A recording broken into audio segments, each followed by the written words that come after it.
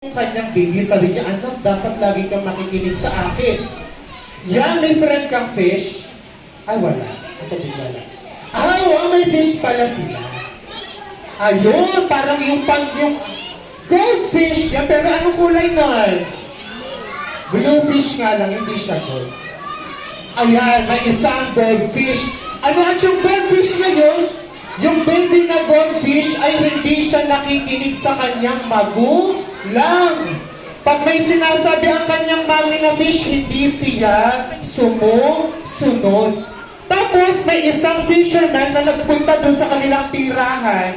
Ang sabi niya, naku, ang dami palang fish dito. Bukas ako'y babalik at manguhuli ako ng fish. Yan, narinig iyon ni Mami Fish. Tapos sabi ni Mami Fish, naku anak, may pupunta pala ditong fisherman. Mangingisda, huwag kang lalabas ng bahay.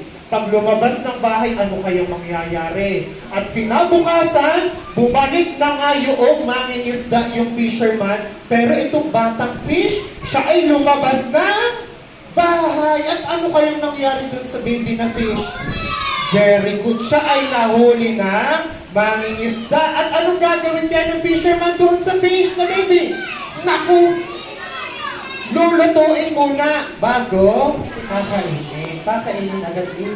Lulutuin mo. Tatanggalin ang buto. Ay, sosyalin mga fish fillet. Kay Ma'am Tin ang ulam.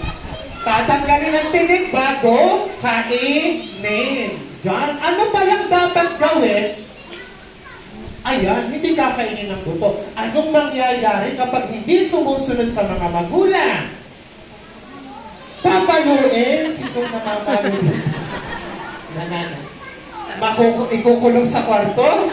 Siya, anong mangyayari? You might be in danger or get into trouble. Ay, hindi papaluin.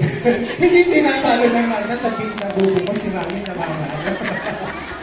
Ayan, you might get into trouble kagaya ng baby fish. Siya ba ay naligtas? Siya ba ay safe?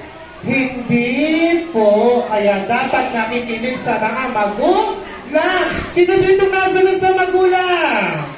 Yeah, very good. Para hindi kayo mapapunta into trouble or into dangerous situations, dapat nakikinig sa magulang.